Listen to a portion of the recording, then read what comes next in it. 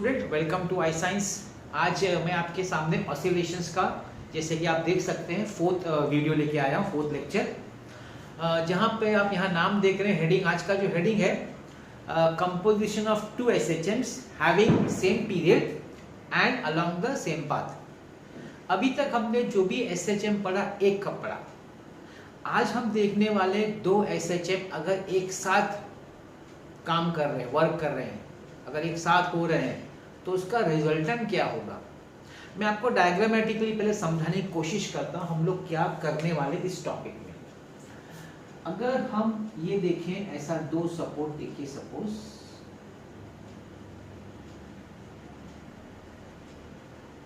यहां पे देखिए तीन पेंडुलम मैं बता रहा हूं, पेंडुलम ए, पेंडुलम बी और पेंडुलम सी। जैसे कि आप देख सकते हैं, ये तीनों पेंडुलम जो है एक धागे से, कॉमन थ्रेड से तीनों कनेक्टेड है। पेंडुलम ए और पेंडुलम बी का लेंथ सेम है, पेंडुलम सी का लेंथ थोड़ा सा अलग है। पेंडुलम ए और पेंडुलम बी अगर दोनों को हम साइमल्टेनियसली स्टार्ट करके, दोनों का एसएचएम स्टार्ट होता है, तो इन दोनों का जो एसएचएम है, ये दोनों का एसएचएम सी के ऊपर असर करेगा। तो इन दोनों का रिजल्टेंट सी पे क्या होगा, मतलब दो एसएचएम का एक थर्ड पे क्या उसका रिजल्टेंट होगा, यही हम पढ़ने वाले इस टॉपिक में।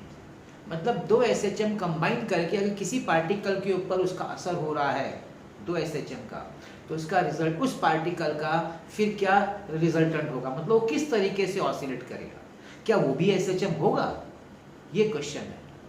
तो चलिए देखते हैं दो एसएचएम का। अच्छा, इसमें कंडीशन क्या है, एक है कि सेम पीरियड। सेम पीरियड का मतलब है time, capital T, time period. और टाइम का रिलेशन ओमेगा के साथ है, क्योंकि ओमेगा होता है एंगुलर फ्रीक्वेंसी 2π/t। मतलब टाइम पीरियड या ओमेगा सेम होना चाहिए। And along the same path. Same path मतलब सपोज आप एक्स एक्सिस ले रहे हैं तो it should be along the x axis, अलग अलग डायरेक्शन में नहीं होना चाहिए। ऐसा क्यों कंसीडर कर रहे हैं, आपके लेवल पे थोड़ा उसको सिंप्लीफाइड फॉर्म में रखने के लिए, इसीलिए कर रहे हैं।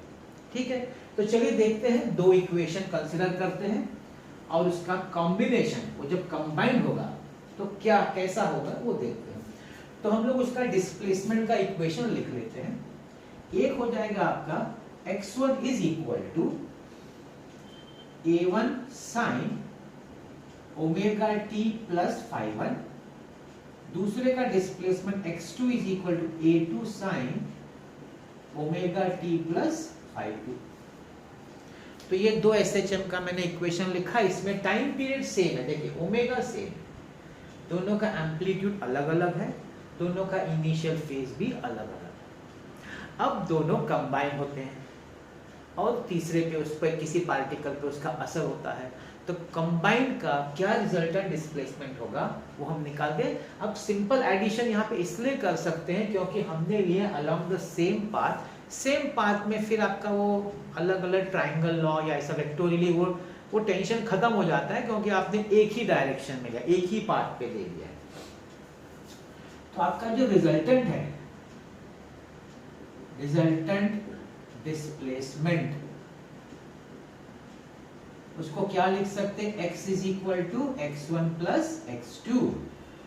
अब देखिए थोड़ा सा मैं डायरेक्ट करने जाऊंगा, क्योंकि नहीं तो थोड़ा ज्यादा एक्सप्लेनेशन है, लंबा जाने वाला है थोड़ा सा, तो स्टेप्स कम, थोड़ा सा डायरेक्ट करने का मतलब क्या है, देखिए क्या मतलब a1 मैं दोनों ऐड ऐसा दिखा नहीं रहा हूं, मैं डायरेक्टली एक फॉर्मूला भी साथ में अप्लाई कर रहा हूं। कौन सा formula, sine of a plus B का formula. Sine of a plus B का फॉर्मूला है sine a cos b plus cos a sine b। तो यहाँ पे लिखेंगे हम लोग sine of omega T cos φ1 plus cos of omega T sine φ1 plus, इसमें भी वही एडिशन करेंगे, a2 sine omega T plus cos φ2 plus cos omega T sine φ2। This is equal to, अब ये तो आप पहला स्टेप समझ गए, sine of a plus B का फॉर्मूला अप्लाई हुआ। अब यहाँ पे देखिए, अब हम लोग कॉमन ले रहे हैं। कैसे कॉमन ले रहे हैं, दोनों का जो साइन ओमेगा टी है उसका क्या क्या टर्म्स है, इधर है a1 cos phi1, इधर है a2 cos phi2, तो हम लिखेंगे a1 cos phi1 plus a2 cos phi2 into sine omega T, ठीक है, तो साइन ओमेगा टी का होगा प्लस cos ओमेगा टी का है a1 sin phi1 a2 sin phi2, a1 sin phi1 plus a2 sin phi2 into cos of omega T. अब आप इसको क्यों लिखा गया ऐसा मैं बताता हूं। ये तो देखिए t है, टाइम, तो टाइम के हिसाब से तो ये चेंज होने वाला है, ये टर्म वेरिएबल है, लेकिन ये सब कांस्टेंट्स हैं, तो सब कांस्टेंट्स को जमा कर दिया है। अब एक और स्टेप बचाने के लिए मैं यही बता देता हूँ, ये जो आपका टर्म है, ये पूरा सा कांस्टेंट टर्म, इसको हम लेते हैं r cos डेल्टा, और ये जो पूरा कांस्टेंट टर्म है इसको लेते हैं r sin डेल्टा। क्यों? क्योंकि r जो है वो a1 a2 एम्पलीट्यूड्स को रिप्रेजेंट कर रहा है, और ये डेल्टा है phi1 और phi2 के इनिशियल फेज को रिप्रेजेंट, इनका रिजल्टेंट जो भी होगा। सेम थिंग यहाँ भी है, तो हमारा फॉर्मूला में, हमारा एडिशन में क्या हो जाएगा, ये पूरा हो जाएगा r cos delta sin omega T plus r sin delta cos omega T. Common निकलेगा r, मैं sin ओमेगा टी पहले लिखता हूं। अभी आप देखेंगे कि पहले क्यों लिखता हूं, क्योंकि फर्क तो नहीं होगा पहले लिखने से, लेकिन फॉर्मूला थोड़ा सा आप समझ सकेंगे। तो sin omega T cos delta plus cos omega T sin delta is equal to r। अब ये वापस वही हो गया ना, sin a cos b plus cos a sin b, तो it is sin of a plus b, तो ये sin of omega T plus delta. ये क्या आया, ये आपको रिजल्टेंट डिस्प्लेसमेंट आया, दो SHM को कंबाइन करके जो रिजल्टेंट डिस्प्लेसमेंट है वो आया है। क्या ये लीनियर SHM है क्या? अरे है, क्योंकि उसी से तो मिलता जुलता है। देखिए साइन ओमेगा टी, phi1 की जगह डेल्टा, a की जगह r है, तो उसी फॉर्म का। तो इससे क्या पता चला, इससे ये पता चलता है अगर दो लीनियर SHM अगर उनका टाइम पीरियड सेम है, वो लोग सेम पाथ पे अगर है, तो उनका जो कॉम्बिनेशन होगा, कंपोजिशन होगा, वो रिजल्टेंट डिस्प्लेसमेंट भी लीनियर SHM का इक्वेशन देगा, मतलब वो भी लीनियर SHM होगा। टाइम पीरियड सेम, क्योंकि कोई बदलाव नहीं हुआ, ओमेगा टी का ओमेगा टी ही रहा, मतलब there is no change, same time period. हाँ, एम्पलीट्यूड नया हो गया और इनिशियल फेज भी नया हो गया, वो बात है, लेकिन टाइम पीरियड में कोई बदलाव। तो एक कंक्लूजन, बड़ा इंपॉर्टेंट कंक्लूजन हो जाता है कि भाई जब भी दो SHM कंबाइन करेंगे, हाँ, मगर ये कंडीशन होना चाहिए सेम पीरियड सेम पाथ में, तो आपको जो रिजल्टेंट मिलेगा वो भी SHM ही होगा, सेम टाइम पीरियड का, but with different amplitude and different initial phase. अब तो यहाँ पे एक पार्ट खत्म हुआ। अब हम R और डेल्टा, क्योंकि ये नया है ना, मतलब ये नया रिजल्टेंट आया, नया इनिशियल फेज, तो ये दोनों का हम लोग फॉर्मूला भी निकाल लेते हैं। अब R का कैसे निकालेंगे, हमने कुछ इधर लिया हुआ है सब्स्टिट्यूशन में कि भाई ये R cos डेल्टा, ये R sin डेल्टा है, तो चलिए देख लेते हैं कि हम R और डेल्टा कैसे निकालें। तो R का जैसे कि हम लोग देख सकते हैं, मैं ऐसा लिख सकता हूं कि R square is equal to R square, let's say यहाँ पे हम लोग लिखते हैं cos या sin square delta plus R square cos square delta. अब ऐसे लिख सकते हैं ना, क्योंकि R स्क्वायर बाहर निकालेंगे तो sin square plus cos square तो 1 ही होता है, तो ये दोनों सेम ही एक्चुअली। इसको हम ऐसे भी लिख सकते हैं भाई R is equal to root of R sin delta the whole square plus R cos delta the whole square. आप पूछेंगे सर ऐसा क्यों लिखा? ऐसा इसलिए लिखा क्योंकि R sin डेल्टा के मेरे पास मैंने सब्स्टिट्यूशन लिया हुआ है, R cos डेल्टा का लिया हुआ है कि नहीं? तो R इज इक्वल टू, अच्छा अब एक काम करता हूँ मैं, इसको डायरेक्टली, सबसे बड़ा लंबा कैलकुलेशन है, मैं इन दोनों को अलग अलग सॉल्व करता हूँ। तो देखिए R sin delta the whole square, मतलब ये पार्ट का स्क्वायर, क्या है ये part A1 sin phi 1 plus A2 sin phi 2 the whole square. अब ये आपका है A plus B the whole square, तो ये हो जाएगा A स्क्वायर प्लस 2AB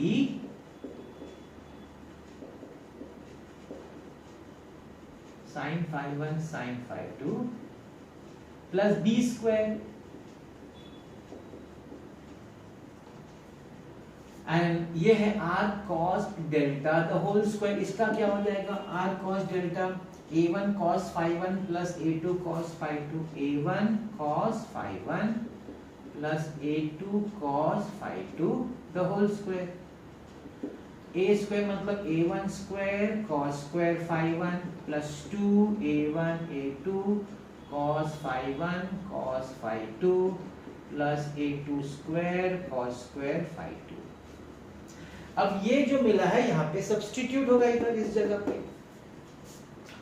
तो इन दोनों को अगर हम ऐड करेंगे r is equal to root of, इन दोनों को देखिए ऐड करना है। ऐड करते समय देखिए ध्यान दीजिए ये A1 स्क्वायर है तो अंदर बचेगा sine square phi 1 plus cos square phi 1 है कि नहीं, प्लस ये मिडिल टर्म ऐड होगा 2A1 A2 अंदर ब्रैकेट में क्या बचेगा sin phi 1 sin phi 2 plus cos phi 1 cos phi 2 और लास्ट में ये दोनों में A2 square common sin square phi 2 plus cos square phi 2।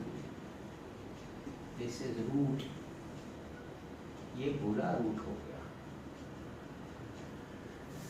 Root of A1 square भाई ये तो 1 है प्लस 2A1 A2, ये तो फॉर्मूला है cos A cos B plus sin A sin B। cos A cos B plus sin A sin B is cos of A minus B, so this is cos of phi 1 minus phi 2 plus A2 square into 1। तो finally मुझे resultant amplitude का formula मिल गया A1 square plus A2 square plus 2A1 A2 cos of phi 1 minus phi 2। This is your formula या expression for the resultant amplitude। ये जो R है ना R इधर इसका ये फॉर्मूला है। This is your initial amplitudes दोनों का और ये आपका initial phases दो SHMs। A1 रूट में ना root of A1 square plus A2 square plus 2A1 A2 cos phi 1 minus phi 2। अब आते हैं सर डेल्टा। डेल्टा का क्या करेंगे, डेल्टा के लिए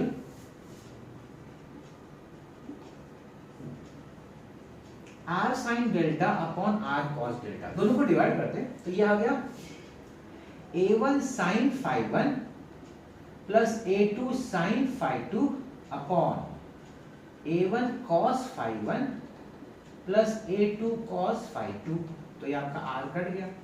tan डेल्टा सेम चीज लिखेंगे A1 sin phi 1 plus A2 sin phi 2 upon A1 cos phi 1 plus A2 cos phi 2। तो what is delta is equal to tan, उस तरफ लिखेंगे तो tan inverse A1 sin phi 1 plus A2 sin phi 2 upon A1 cos phi 1 plus A2 cos phi 2। हो गया भाई आपका ये पूरा explanation for composition of two SHMs having the same period and along the same path। ये पूरा उसका explanation derivation जो भी आप समझें ये है उसका एक्सप्लेनेशन पार्ट। जहाँ पे पहले पार्ट में आपने उसका रिजल्टेंट डिस्प्लेसमेंट निकाला, फिर रिजल्टेंट एम्पलीट्यूड का फॉर्मूला निकाला और रिजल्टेंट इनिशियल फेज का। आई होप आपको समझ में आया। इसमें क्या टेक्स्ट में क्या किया है ना, बहुत सारा स्टेप्स ये सब नहीं दिखा है। क्या किया है, यहाँ से यहाँ के बाद उन्होंने ये स्टेप दिखाया, इसके बाद सीधा ये लिख दिया। ये बीच का सब स्टेप्स कुछ नहीं दिखा है, डायरेक्ट यहाँ से यहाँ दिखा दिया। मैंने आपको करके दिखाया कि वो आंसर कैसे ला सकते हैं। ठीक है, तो ये हुआ आपका कॉम्बिनेशन का। इसमें कुछ स्पेशल केसेस भी हैं। तो वो हम देख लेते हैं रिजल्टेंट एम्पलीट्यूड पे ना कुछ उन्होंने स्पेशल केसेस दिया हुआ है तो देखना पड़ेगा। सो लेट्स सी दो स्पेशल केसेस। तो मैं यहाँ पे रब कर देता हूँ लेफ्ट हैंड साइड पे।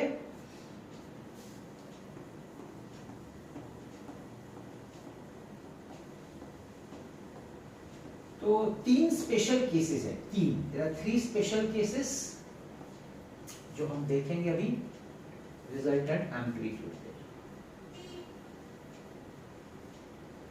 और जो तीनों स्पेशल केसेस है ना वो उस पे है अपना φ1 और φ2 पे, एम्पलीट आपके जो इनिशियल फेजेस है ना उस पे। जैसे कि आप देखें पहला केस, ये दोनों एसएचएम सेम फेज में, सेम फेज।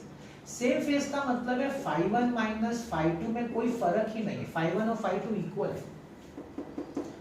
φ1 और φ2 इक्वल है मतलब φ1 माइनस φ2 सेम फेज का मतलब क्या है? सेम फेज का मतलब है दोनों साथ में मीन पोजीशन पे हैं, दोनों साथ पे राइट एक्सट्रीम मीन पोजीशन साथ में दोनों, तो इसको हम बोलेंगे सेम फेज। तो इनिशियल फेज कुछ फर्क ही नहीं है, तो ये 0 हो गया। तो अगर आप यहाँ सब्स्टिट्यूट करेंगे तो देखिए क्या होगा आपका a1 square plus a2 square plus 2a1 a2 cos of 0, क्योंकि ये 0 है ना, cos 0 तो 1 होता है, root of a1 square plus a2 square plus 2a1 a2 into 1।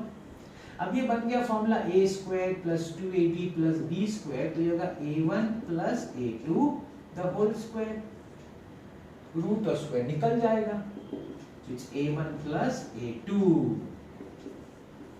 ये रिजल्टेंट एम्पलीट्यूड कब होगा? जब दोनों एसएचएम सेम फेज में होंगे। अच्छा, इसमें स्पेशल के अंदर स्पेशल क्या दिया हम लोगों ने? इफ a1 और a2 दोनों का सपोज एम्पलीट्यूड भी सेम है, लेट्स से a, तो r will be equal to a plus a is equal to a। ये मैंने आपको केस 1 एक्सप्लेन किया है। अब आपको मैं एक्सप्लेन करूंगा case 2। Case 2, phase out of phase by π/2, out of phase by π/2। π/2 का मतलब है 90 डिग्री। अब टेक्स्ट में 90 लिखा है, आप π/2 बोले, दोनों का मतलब एक ही है, मतलब कि φ1 माइनस φ2 इज इक्वल टू π/2। इसका मतलब क्या, अगर इसको एक्सपेरिमेंटली समझे तो मतलब कि आपका एक पेंडुलम मीन पोजीशन पे और एक पेंडुलम राइट एक्सट्रीम पे, सपोज बताता हूं, एक इधर है और एक इधर, इधर 0 है, इधर π/2 है। ये जाएगा राइट में और ये आएगा मीन पे, ये जाएगा उधर लेफ्ट में तो दूसरा वाला इधर, मतलब उनके बीच में जो फर्क है ना वो π/2 का फर्क है। ये इसका मतलब है। ये दो अलग अलग पेंडुलम की मैं बात कर रहा हूँ दोनों का। तो यहाँ सब्स्टिट्यूट करेंगे तो क्या हो जाएगा, r में root of a1 square plus a2 square plus 2a1 a2 cos π/2। अब बताइए cos π/2 का वैल्यू कितना है? 0। 0 है तो a1 square plus a2 square, क्योंकि ये तो 0 हो जाएगा। तो ये आपको रिजल्टेंट एम्पलीट्यूड आ गया। कब? जब दोनों एसएचएम में फेज डिफरेंस है π/2। और स्पेशल के अंदर स्पेशल क्या होगा? If a1 is equal to a2 is equal to a, तो रिजल्टेंट होगा root of a square plus a square root of 2a square is equal to root 2 into a। That's your case number 2। ये आपका second case हो गया। अब मैं आता हूं आपके लिए case number 3, last case. Last case बोलता है out of phase by pi, 180 degree का फर्क है। 180 डिग्री का फर्क मतलब क्या? एक पेंडुलम आप राइट एक्सट्रीम से चालू करें और दूसरा पेंडुलम आप लेफ्ट से चालू करें। राइट का फेज होता है π/2, लेफ्ट का फेज होता है 3π/2। दोनों में फेज डिफरेंस 180 डिग्री का है। एक यहां से छोड़ रहे हैं और एक यहां से छोड़ रहे हैं, तो दोनों के बीच में फेज डिफरेंस हो जाएगा 180 डिग्री। उस समय रिजल्टेंट कितना होगा? r root of a1 square मतलब φ1 minus φ2 is equal to pi, a2 square plus 2a1 a2 cos pi। What is the value of cos pi? cos pi का वैल्यू है -1, सो -2a1 a2 ये formula हो गया किसका formula, a square minus 2ab plus b square. Root square गया a1 minus a2, इसको modulus में लिखा क्योंकि पॉजिटिव वैल्यू लेते हैं इसलिए मॉडुलस में दिखाने का आ गया। स्पेशल के अंदर स्पेशल करना है तो आप समझते हैं क्या करेंगे। स्पेशल के अंदर स्पेशल मतलब a1 is equal to a2 is equal to a, r is equal to a minus a, r is equal to 0 हो जाएगा। बड़ा इंटरेस्टिंग है। मतलब अगर दो लीनियर एसएचएम के बीच में फेज डिफरेंस पाई का है 180 का है तो उनका जो रिजल्टेंट जो एसएचएम होगा उसका एम्पलीट्यूड 0 होगा। Very interesting. ये मतलब हाँ स्पेशल केस होना चाहिए, दोनों का एम्पलीट्यूड सेम होना चाहिए, कैंसिल हो जाएगा। मतलब एम्पलीट्यूड है ही नहीं, मतलब वहीं पे ही है, हिलेगा ही नहीं। That is what it means. So this is all about this topic. Composition का पूरा चीज मैंने आपको समझा दिया। मैंने आपको डिस्प्लेसमेंट एक्स का निकाला, रिजल्टेंट का निकाला, आपका इनिशियल फेज का निकाला और 3 केसेस भी साथ में डिस्कस कर दिया। तो ये टॉपिक यहाँ पे कंप्लीट होता है। अब हम आते हैं बड़े इंटरेस्टिंग टॉपिक पे which is energy of a particle in SH. That's also very interesting. तो चलिए देखते हैं energy of a particle in SH. तो हमारा नेक्स्ट टॉपिक है आज का energy of a particle performing linear SHM. अब देखिए जब आपका बॉडी एसएचएम परफॉर्म कर रहा है तो क्वेश्चन अब ये आएगा कि उसमें एनर्जी तो होनी चाहिए अगर कोई मोशन हो तो। अब एनर्जी मैकेनिकल में 2 एनर्जी हम कंसीडर करते हैं, एक तो काइनेटिक एनर्जी और दूसरा पोटेंशियल एनर्जी। तो क्वेश्चन यह है काइनेटिक है ना, क्योंकि पार्टिकल तो मोशन में, तो जब भी कोई पार्टिकल या ऑब्जेक्ट मोशन में होता है तो उसमें काइनेटिक एनर्जी होती है by the formula half mv²। अब दूसरा क्वेश्चन है क्या इसमें पोटेंशियल भी है क्या, है ना। अच्छा पोटेंशियल एनर्जी कब होती है, पहले ये बात सोचिए पोटेंशियल एनर्जी कब होती है। अब आप ध्यान से सुने, अगर आपको टॉपिक सब मालूम होगा पोटेंशियल एनर्जी का, तो पोटेंशियल एनर्जी सिस्टम में कब डेवलप होती है या कब बढ़ती है घटती है, जब भी वर्क डन होता है। याद रखिएगा जब भी किसी फोर्स के अगेंस्ट डिस्प्लेसमेंट, क्योंकि वर्क का फॉर्मूला है फोर्स इनटू डिस्प्लेसमेंट। जब भी फोर्स होता है और डिस्प्लेसमेंट उस फोर्स के अगेंस्ट होता है तो वर्क करना पड़ता है।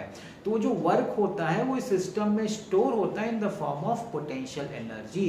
तो हम जानते हैं कि ऑसिलेशन, जैसे मैंने फर्स्ट वीडियो में वो स्प्रिंग का एग्जांपल दिया था, वहाँ पे फोर्स एक्ट कर रहा था जिसको हमने रिस्टोरिंग फोर्स बोला था, और वो वर्क कर और वो फोर्स के अगेंस्ट बॉडी मूव हो रहा था, तो वहाँ तो वर्क डन होना ही था। तो वहाँ जो फोर्स एक्ट कर रहा था वो था आपका स्प्रिंग का इलास्टिक, वहां पे वर्क वॉज डन अलग अगेंस्ट द इलास्टिक फोर्स। आपका जो पेंडुलम है वहां पे work is done against the gravitational force. आपका मैग्नेट जो ऑसिलेट करेगा, जो आगे पढ़ेंगे, that work is done against the magnetic force. तो ऑसिलेशन में work is done against the force, that is displacement होता है अगेंस्ट द फोर्स, तो वो पोटेंशियल एनर्जी तो स्टोर होने वाली है। इसका मतलब है यहाँ पे दोनों है, काइनेटिक भी है एंड पोटेंशियल भी है। I hope I am clear. तो यहाँ पे हम काइनेटिक का एनर्जी का फॉर्मूला देखेंगे, हम पोटेंशियल एनर्जी का फॉर्मूला देखेंगे और बाद में दोनों को ऐड करके देखेंगे कि भाई टोटल एनर्जी कितनी होती है। ठीक है, देखिए एक पार्टिकल है जिसका मास m है, पार्टिकल का मास m है, ये ऑसिलेट हो रहा है अब फ्रॉम m टू n। ये आपका मेन पोजीशन है, m और n एक्सट्रीम पोजीशन पे एम्पलीट्यूड दिखाया गया है और ये ऑसिलेट हो रहा है। एट एनी पॉइंट p पे सपोज वो पार्टिकल है जिसका डिस्प्लेसमेंट हमेशा मेन पोजीशन से होता है, तो मेन पोजीशन से उसका पार्टिकल का डिस्प्लेसमेंट x है, वो इस पोजीशन पे इस समय है at any time t, at any time t particle इधर है। तो इस जगह पे क्या होगा उसका काइनेटिक एनर्जी, क्या होगा उसका पोटेंशियल एनर्जी और क्या होगा उसका टोटल एनर्जी। Let's see. पहला बात करेंगे हम काइनेटिक एनर्जी का। काइनेटिक एनर्जी, अब देखिए काइनेटिक एनर्जी को चलो हम लोग सिंपल E के लिख देते हैं, है ना। तो हाफ mv², तो इसका फॉर्मूला एक तो ये तो बेसिक फॉर्मूला है। अब अगर बात करें इन terms of displacement x, displacement x में अगर बात करना है तो ये हो जाएगा e k is equal to 1/2 half m। Velocity का फॉर्मूला क्या है SHM का, याद करिए, omega root a square minus x square. ये तो वेलोसिटी का फॉर्मूला है, लेकिन यहाँ वेलोसिटी का स्क्वायर है तो स्क्वायर होगा तो ये स्क्वायर हो जाएगा और इसका रूट निकल जाएगा। सिंपल। देखिए वेलोसिटी का चाहिए तो मैं यहाँ लिख देता हूँ plus minus omega root of a square minus x square. ये फॉर्मूला है ना वेलोसिटी का, तो ये वेलोसिटी का सब्स्टिट्यूट करेंगे तो स्क्वायर करेंगे तो ओमेगा का स्क्वायर हो जाएगा, रूट निकल जाएगा। ये फॉर्मूला आ गया। अच्छा, इसको लोग एक और तरीके से लिख सकते हैं। आप याद करिए एंगुलर फ्रीक्वेंसी मैंने कहीं आपको डिफरेंशियल इक्वेशन बताया था, it is k by m। तो आपका जो m ओमेगा स्क्वायर है उसको k में भी लिख सकते हैं, k इज फोर्स कांस्टेंट, तो अलग ऐसे भी एक्सप्रेशन में लिखा जाता है half k a square minus x square. हो गया आपका ये फॉर्मूला काइनेटिक का, लेकिन ये इन टर्म्स ऑफ डिस्प्लेसमेंट है। कोई बोलेगा सर मुझे इन टर्म्स ऑफ टाइम चाहिए, इन टर्म्स ऑफ टाइम t, क्योंकि पीरियोडिक मोशन है, पीरियोडिक मोशन हमेशा डबल पीरियोडिक होता है, डबली पीरियोडिक। डबली पीरियोडिक मतलब periodic in space and periodic in time. This is periodic in space का फॉर्मूला, हम लोग टाइम में भी निकाल लेते हैं। आप पूछेंगे सर कैसे निकालेंगे, बड़ा इजी है, हाफ m v। याद करिए v का formula in terms of time, याद आ रहा है क्या आप लोग को? v is equal to a omega cos of omega t plus 5, क्योंकि x का फॉर्मूला है a sin omega t plus 5। इसका डेरिवेटिव, इसका आप डेरिवेटिव लेंगे तो ओमेगा बाहर आएगा, साइन का कॉस, ही सिखाया मैंने आपको। डेरिवेटिव लेंगे तो आपको वेलोसिटी मिलेगी। तो v स्क्वायर का इसका स्क्वायर करेंगे तो हो जाएगा a square omega square cos square omega t plus 5। ये t के फॉर्म में आ गया, ये x के फॉर्म में इक्वेशन है। और यहाँ भी वही चीज, m ओमेगा स्क्वायर को आप k लिख सकते हैं, half k a square cos square omega t plus 5। I hope आपको ये समझ में आया। This is kinetic, all about kinetic है पूरा। ये इन टर्म्स ऑफ x है, ये इन टर्म्स ऑफ t। ठीक है, अब मैं आता हूं second, that is potential energy. Potential energy EP, let's call it as EP। Okay, अभी EP पोटेंशियल निकालने के लिए वर्क डन करना पड़ेगा। वर्क डन के कंसेप्ट के बिना पोटेंशियल हो ही नहीं सकता। अब देखिए आपका पार्टिकल पॉइंट P पे है, चलो इसको थोड़ा सा डिस्प्लेसमेंट करते हैं by distance dx। Work done तो हमेशा ऐसा होता है ना, displacement against the force. Force इसको खींच रहा है लेफ्ट में, F रिस्टोरिंग फोर्स। आपका बॉडी डिस्प्लेस हो रहा है by distance dx, so work will be done, isn't it?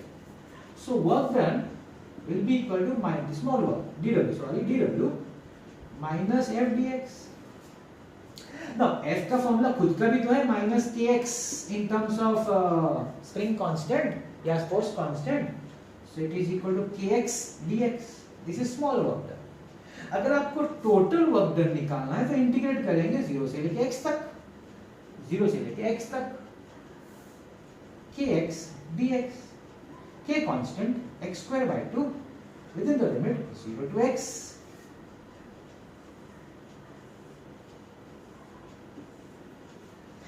so work done is equal to, सिर्फ x square आएगा, एक का 0 सब्स्टिट्यूट कर तो 0 आएगा, तो ये finally half k x square,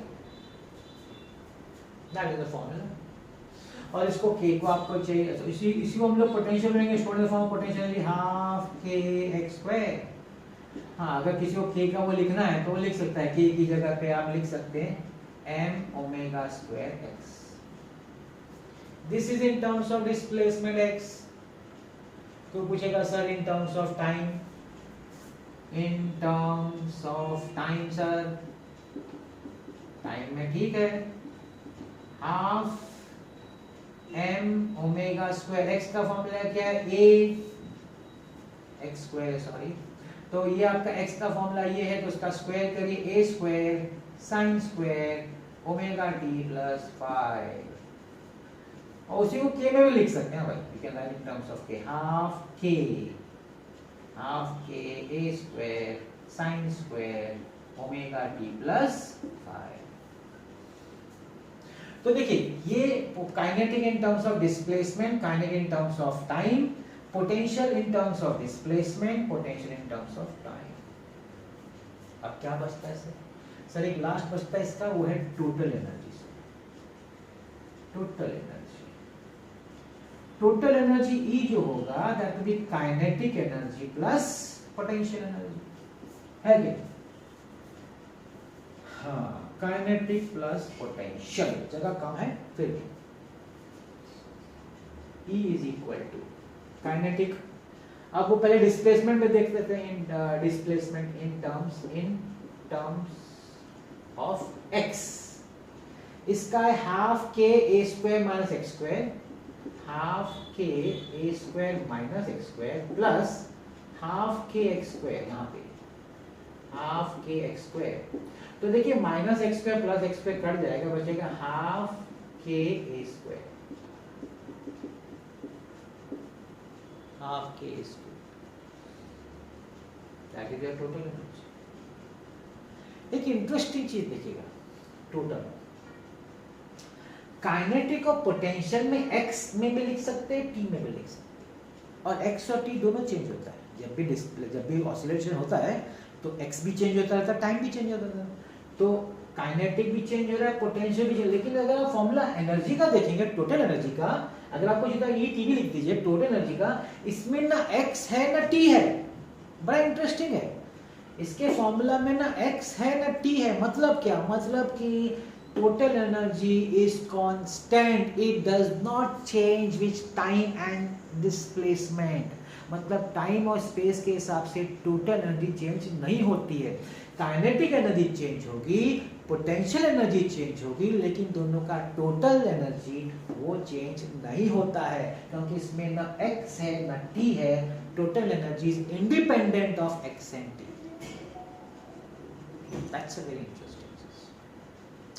फिर इसमें क्वेश्चन आता है, कोई एग्जाम में पूछ लेते हैं कि जो टोटल एनर्जी है ना परफॉर्मिंग एसएचएम का, ये किस किस पर डिपेंड करता है। आपने तो बोल दिया चलो x पे तो इंडिपेंडेंट है, टाइम पे तो कांस्टेंट है, ठीक है कांस्टेंट है, लेकिन कौन कौन से फैक्टर्स पे डिपेंड करता है, चलिए मैं वो आपको बता देता हूँ।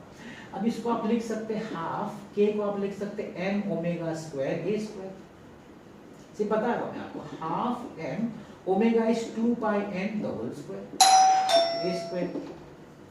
1 मिनट, ये सॉरी थोड़ा एक डिस्टरबेंस हो गया था। Okay, so I was saying omega को मैंने लिखा 2 pi n the whole square k square, इसको आगे लिख सकते हैं half m 4 pi square n square a square, half m 4 pi square n frequency का रेसिप्रोकल टाइम पीरियड होता है 1/t स्क्वायर a स्क्वायर। अभी इतना सब लिखने के बाद आप बोल सकते हैं कि एनर्जी किस पे डिपेंड करती है। ध्यान से सुनिएगा, total energy is directly proportional to force constant, yes. It is directly proportional to square of the amplitude, yes. It is directly proportional to square of the angular frequency, yes. It is directly proportional to mass, yes. It is directly proportional frequency square, yes, and is inversely proportional to t square। तो ये अलग अलग formula में express करके आप ये सब लिख सकते हैं। ये 2 मार्क के लिए पूछते हैं हम लोग कभी कभी कि एनर्जी जो है लीनियर एसएचएम की वो कौन कौन से फैक्टर्स पर डिपेंड करती है। तो आप ये फॉर्मूला लिख के इसको अलग अलग फॉर्म में एक्सप्रेस पहले करिए, फिर जहां जहां आपका जो जो टर्म दिखता है वो लिखते जाइए, हो जाता है आपका इस फैक्टर्स पे डिपेंड। लेकिन इसमें इंपॉर्टेंट चीज ये है कि it is independent of displacement and time, that is very important. Constant है, ये चेंज नहीं होता, इसका वैल्यू फिक्स है। Is that clear? तो मैंने आपको 3 चीज बताई है, kinetic energy, potential energy and total energy. क्या यहाँ कंप्लीट होगा टॉपिक? नहीं, इसमें स्पेशल केस भी है। जैसे वो कंपोजिशन ऑफ एसएचएम में स्पेशल केस था, तो यहाँ भी हमारे पास कुछ स्पेशल केसेस है। तो चलिए मैं आपको थोड़ा स्पेशल केसेस भी बता दूं, क्योंकि स्पेशल केसेस में बड़ा इंटरेस्टिंग आपको देखने को मिलेगा special cases. So let's see the special cases. Okay, let's see. अभी मैं बात कर रहा हूं आपके लिए स्पेशल केसेस. मैंने आपको 3 फॉर डेरिवेशन करके दिया. अब हम लोग बात करते हैं स्पेशल केसेस. ये हमने फॉर्मूला में भी डिराइव किया है, काइनेटिक, पोटेंशियल एंड टोटल. ठीक है. अब स्पेशल केस में पहला मीन पोजीशन पे क्या होगा? Mean position,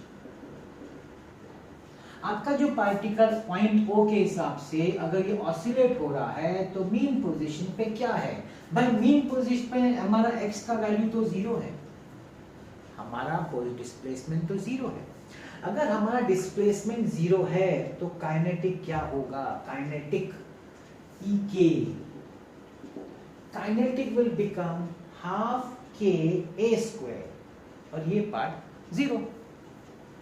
half k a square minus 0, that is half k a square. And what about potential? Potential ये तो 0 है, half k into 0, half k into 0 which is 0. Mean position पे kinetic energy half k a square है, potential 0, और ये half k a square तो भाई total energy है. This is total energy. मतलब क्या? मेन पोजीशन पे जो काइनेटिक एनर्जी है वही टोटल है. क्यों? क्योंकि पोटेंशियल वहां 0 है.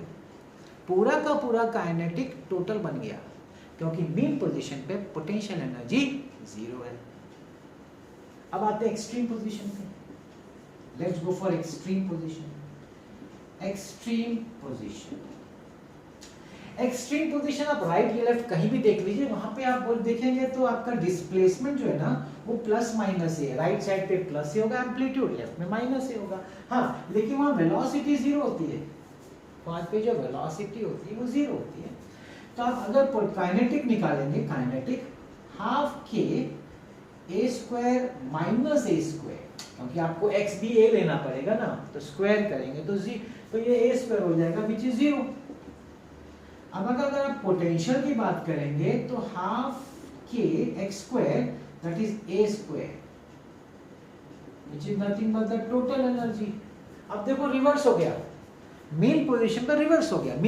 एक्सट्रीम पे, एक्सट्रीम पोजीशन पर रिवर्स हो गया. क्या हो गया? एक्सट्रीम पोजीशन पे पूरा का पूरा एनर्जी पोटेंशियल हो गया, काइनेटिक गायब हो गया, पिक्चर से गायब हो गया. काइनेटिक पिक्चर से गायब क्यों? क्योंकि उसका वेलोसिटी वहां 0 होता है ना. तो इस ये दो केस से क्या पता चला? मेन पोजीशन पे kinetic is maximum equal to total half k a square. Extreme position पे potential is maximum which is equal to half k a square which is total energy. तो हम लोग बोल सकते हैं कि मेन पोजीशन पे kinetic energy is max, potential energy is minimum which is 0. Extreme position पे kinetic energy is minimum which is 0, potential energy is max. Max मतलब वही half k a square which is total energy. Short में ये हो गया. इसको देखिए जरा ग्राफिकली, मैं आपको समझाता हूँ, बड़ा इंटरेस्टिंग होगा ग्राफिकली अगर देखेंगे ना. ये आपका माइनस है और ये आपका प्लस है. ये आपका मेन पोजीशन है, ये डिस्प्लेसमेंट है एक्स एक्सिस है ना, और ये आपका जो है ना ये एनर्जी है वाई एक्सिस. अब बड़ा इंटरेस्टिंग है, देखिएगा. अच्छा, आपका टोटल एनर्जी कांस्टेंट है ना, जब टोटल एनर्जी का वो लाइन है ना, सपोज इधर है, लेट्स से ये आपका टोटल एनर्जी है ET, इसका वैल्यू फॉर्मूला या वैल्यू क्या? Half k a square. ये टोटल एनर्जी का लाइन है क्योंकि एनर्जी एक्सिस है ना, वाई एक्सिस, तो ये टोटल एनर्जी का लाइन है. काइनेटिक का देखिए, काइनेटिक क्या बोलता है? काइनेटिक जो है मीन पोजीशन पे मैक्स है विच इज इक्वल टोटल, और एक्सट्रीम पोजीशन पे 0 है. ये एक्सट्रीम पोजीशन है, ये मीन पोजीशन है. तो ये हो गया आपका किसका ग्राफ हो गया? Kinetic energy. This is kinetic energy.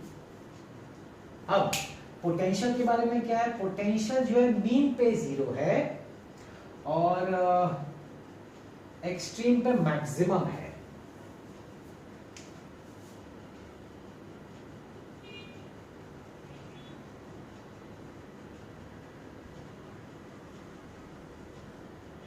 ये हो गया आपका पोटेंशियल एनर्जी का ग्राफ। मीन पे जीरो, मीन पे जीरो, जीरो एनर्जी, और एक्सट्रीम पे मैक्सिमम। ये अपना लाइन जो है मैक्सिमम एनर्जी का है, टोटल का। तो काइनेटिक एनर्जी का टोटल एनर्जी कब होता है? जब वो मीन पोजीशन पे था, उस समय उसका मैक्सिमम एनर्जी है टोटल, और पोटेंशियल एनर्जी का एक्सट्रीम पोजीशन पे मैक्सिमम है। आप ग्राफ समझ रहे हैं ना? तो ये ब्लू लाइन जो है ये काइनेटिक एनर्जी का ग्राफ है, और ये ब्लैक जो है ये पोटेंशियल एनर्जी का ग्राफ है। ये इस कंडीशन से हमको पता चला। मीन पोजीशन पे potential zero, kinetic maximum total. Extreme position पे काइनेटिक जीरो, पोटेंशियल मैक्सिमम, पूरा का पूरा पोटेंशियल टोटल है। और कहीं बीच में इट्स अ कॉम्बिनेशन, थोड़ा सा काइनेटिक थोड़ा सा पोटेंशियल। मीन पोजीशन पे ओनली काइनेटिक, एक्सट्रीम पोजीशन पे ओनली पोटेंशियल, लेकिन कहीं और जगह पे इट इज अ मिक्सचर, दोनों का मिक्स है, थोड़ा सा काइनेटिक थोड़ा सा पोटेंशियल। Is right? करेक्ट। अब एक और इधर से इंटरेस्टिंग फीचर निकालने को होता है।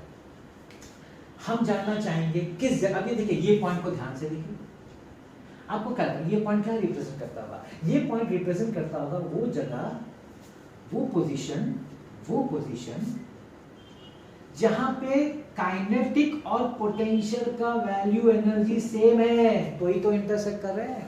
अगर दो ग्राफ इंटरसेक्ट करें मतलब वो कॉमन पॉइंट हुआ ना। तो अगर आपका काइनेटिक एनर्जी और पोटेंशियल एनर्जी का ग्राफ इंटरसेक्ट कर रहा है मतलब उस जगह पे दोनों की एनर्जी सेम होगी। तो जब कोई पार्टिकल ऑसिलेट कर रहा है मतलब एक ऐसा पॉइंट भी आता है राइट में और लेफ्ट में जहां पे दोनों की एनर्जी सेम होती है। तो क्या हम बता सकेंगे कि वो कौन सा पोजीशन होगा? क्या वो मिड पोजीशन होगा? क्या वो जो एम्पलीट्यूड और मीन पोजीशन के बीच में होगा? वैसे ग्राफ से लग तो नहीं रहा है कि बीच में होगा, कहीं अलग ही लग रहा है। चलिए देखते हैं, वो भी एक केस देख लेते हैं, तीसरा case. Kinetic energy is equal to potential energy. तो काइनेटिक एनर्जी क्या है? Half k a square minus x square is equal to half k x square. तो half k a square minus half k x square is equal to half k x square. सबका half cut करेंगे तो k a square is equal to, ये वहां चला जाएगा, sir के भी हटा देते हैं।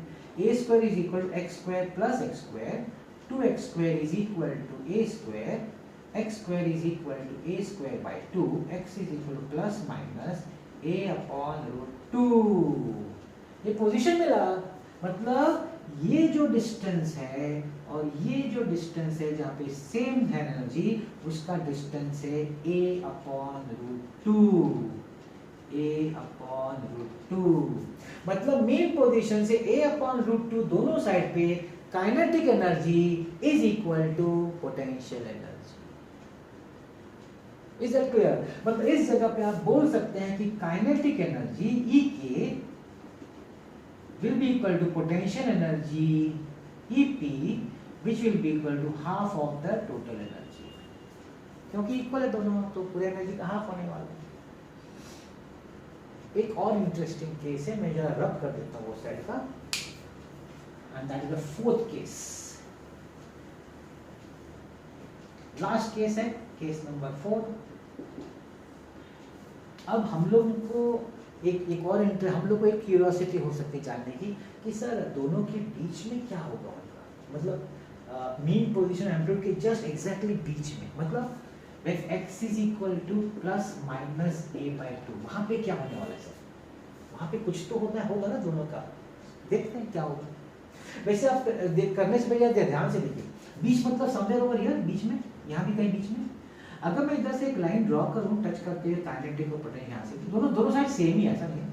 आप क्या देखेंगे कि मेन पोजीशन और एम्पलीट्यूड के बीच में ब्लू लाइन ऊपर और ब्लैक लाइन नीचे, दोनों साइड, मतलब बीच में काइनेटिक ज्यादा है और पोटेंशियल कम है। ये ग्राफ से पता चल रहा है, वो हम लोग देखेंगे यहाँ पे। लेकिन मीन पोजीशन और एम्पलीट्यूड के बीच वाला जो पॉइंट होता है, हम लोग देख रहे हैं कि मेरा ब्लू ग्राफ ऊपर की तरफ है और ब्लैक ग्राफ नीचे की तरफ है, मतलब काइनेटिक एनर्जी ज्यादा है और पोटेंशियल कम है मिड पॉइंट पे। तो यहाँ पे देखते हैं क्या है। तो जब x is equal to plus minus a by 2, what is E के? E k will be half k a square minus x square. अब इसका स्क्वायर करेंगे तो जाएगा a square by 4 half k 4a square minus a square 3a square by 4 है कि नहीं, 4 1 जा 4 minus 1 3a square by 4. तो इसको हम लोग ऐसे भी लिख सकते हैं half k a square minus a square by 4. So 1 by 4 half k a square. So x is equal to plus minus a by 2. So x is okay. So this becomes half 3 बाहर आएगा half k a square. तो यहाँ पे 3 आया है, इसका 3 बाहर निकालना पड़ेगा मुझे. तो 3 बाहर निकालना 3/4 3 by 4 half k a square. So 3 by 4. अब यहाँ देखिए 3 by 4 Bhaya half k a square. ना half k a square किसका फॉर्मूला है? half k a square formula है total energy. half k a square जो है it is the formula for total energy. Actually मैं वही सोच रहा, टेक्स्ट में थोड़ा अलग तरीके से दिया था तो मैं चाहता था कि उसको टेक्स्ट बुक जैसा लाऊं, लेकिन ठीक है मैंने अलग तरीके से उसको प्रेजेंट किया हुआ है तो नो प्रॉब्लम. मेरे को काइनेटिक आया 3/4 ऑफ टोटल, क्योंकि 3/4 और हाफ के स्क्वायर तो टोटल का ही है. अब 3/4 मतलब इज इट कैन आई से 75%? 3/4 तो देखो हाफ जो होता है 50% होता है, 1/4 जो होता है 25% होता है, तो 3/4 हो जाएगा 75%, है ना. तो आई कैन से कि kinetic energy is 75% and potential energy is 25%. मतलब बीच में समवेयर इन बिटवीन. ये ज्यादा है कम है, ये कितना है? ये 75% है और ये कितना है? ये दोनों साइड में 25%. That is what it means. ये पार्ट मैं आपको वापस बता देता हूँ.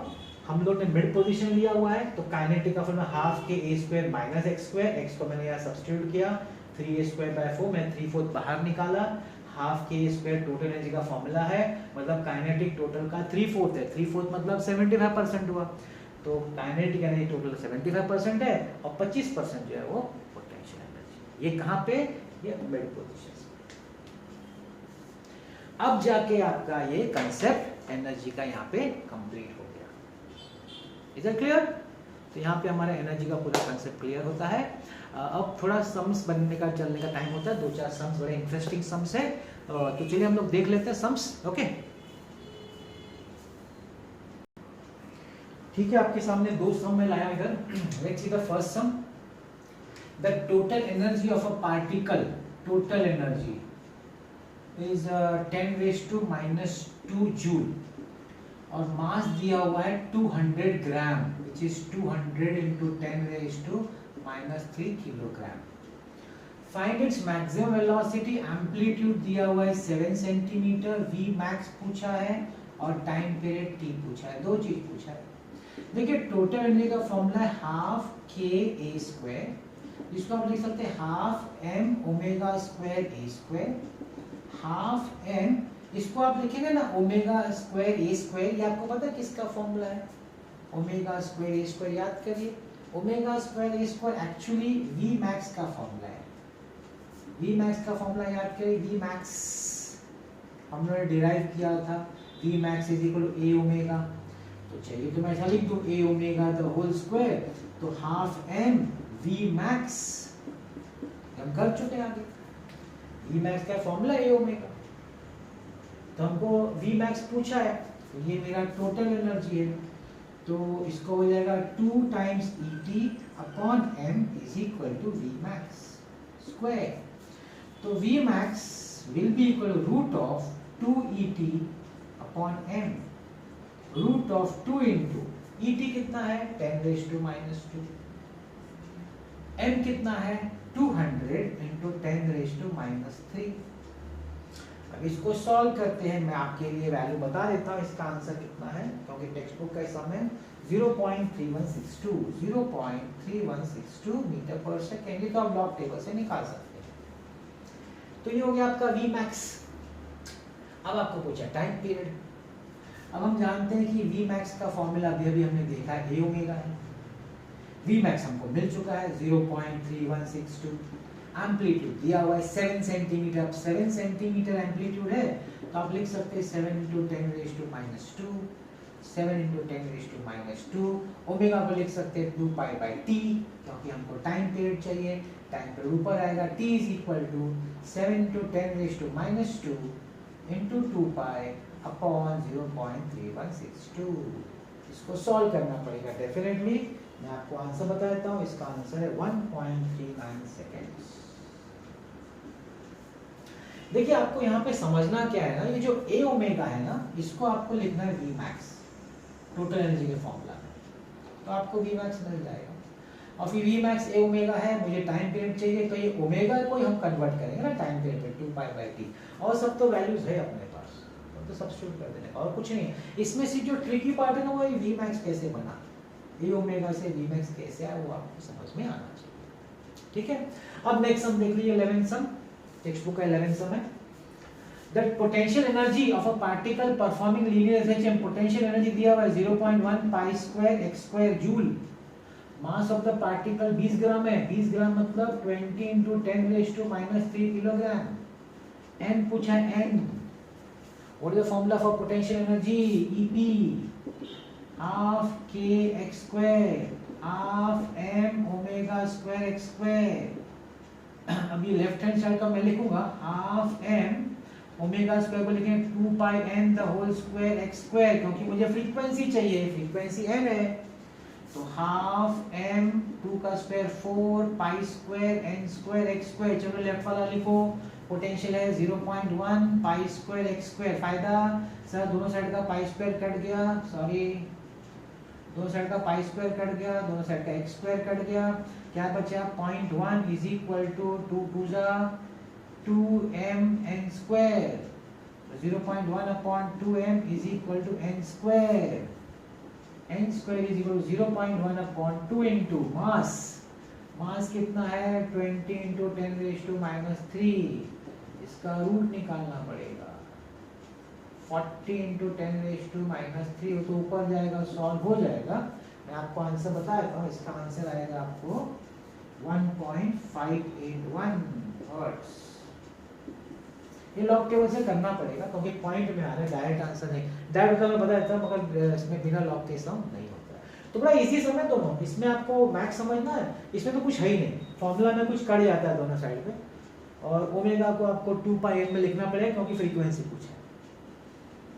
ठीक है, एक और इंटरेस्टिंग सम मुझे दिखा टेक्स्ट बुक में इसी पे, चलिए हम लोग वो कर लेते हैं। ठीक है, ओके चलिए, ये आपका टेक्स्ट बुक का लास्ट क्वेश्चन है, और जनरली है ना लोग ये सब नहीं कराते ये बोल के कि एग्जाम में नहीं आएगा, लेकिन मेरा मानना बड़ा क्लियर है। सिर्फ 12th हमारा एग्जाम एक ये नहीं है स्टेज, हमारा MCQs एंट्रेंस एग्जाम भी है।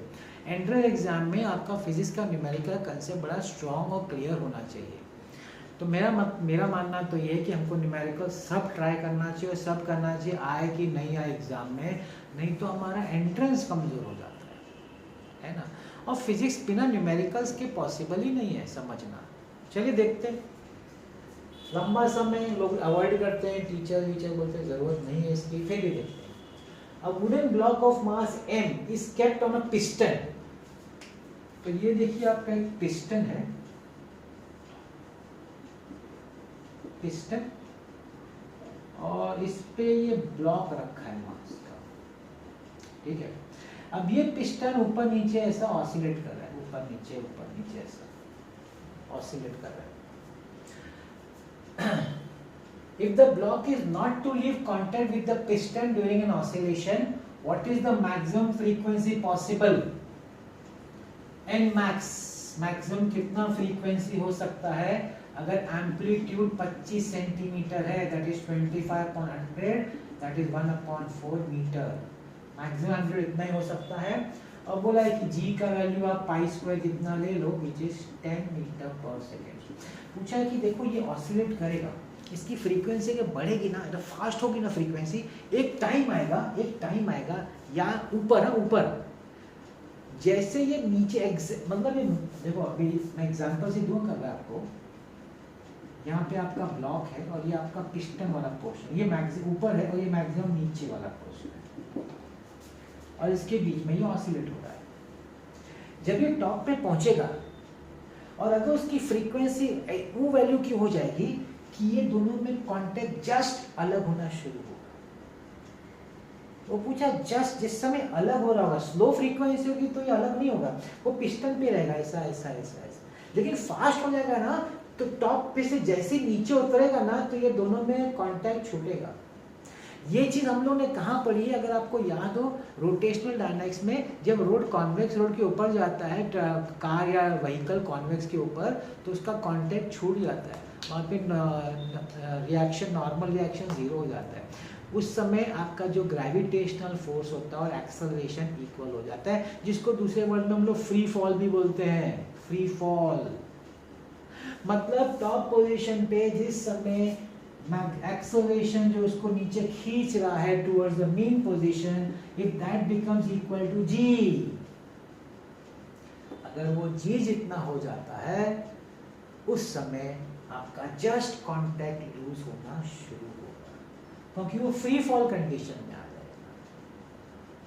तो इस समय वो जानना चाहते हैं कि इस पोजीशन पे फ्रीक्वेंसी कितनी होगी। देखते A max will be equal to G।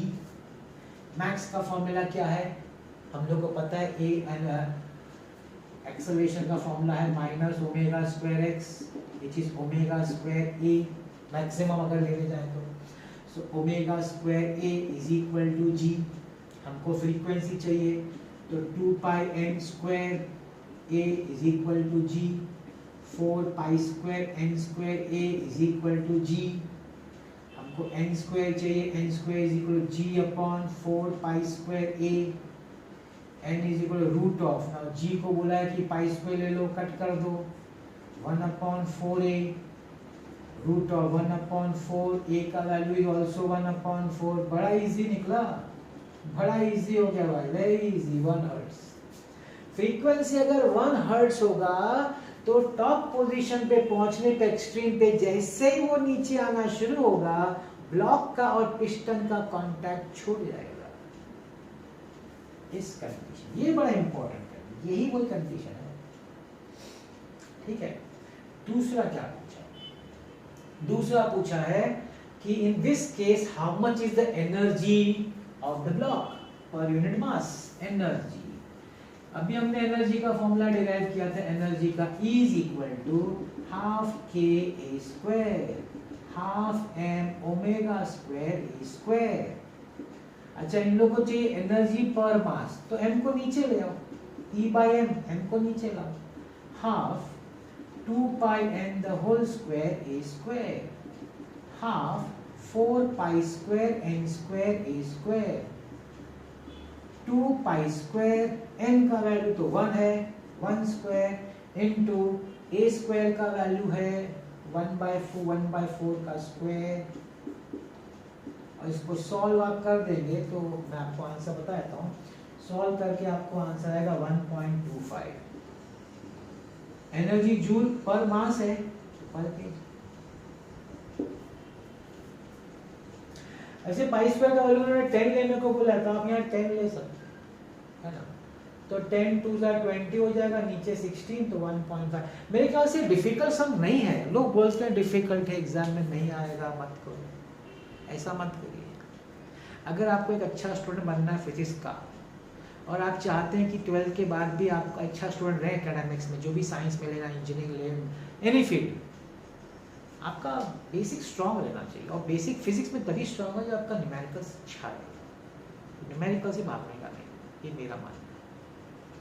तो आज के इतना ही था मेरा, आई होप आपको इजी लगा, इंटरेस्टिंग था, 2 SHM कंबाइन वाला था और एनर्जी वाला था, तो इंटरेस्टिंग आज का लेक्चर मुझे लगा कि काफ़ी इंटरेस्टिंग टॉपिक्स हमने डिस्कस किए, और ये वाला क्वेश्चन तो मुझे काफ़ी अच्छा लग रहा है जो हमको देखना चाहिए। सो आई होप आपको ये आज का लेक्चर अच्छा लगा होगा, तो definitely don't forget to like, subscribe and share, and thank you so much for watching this video.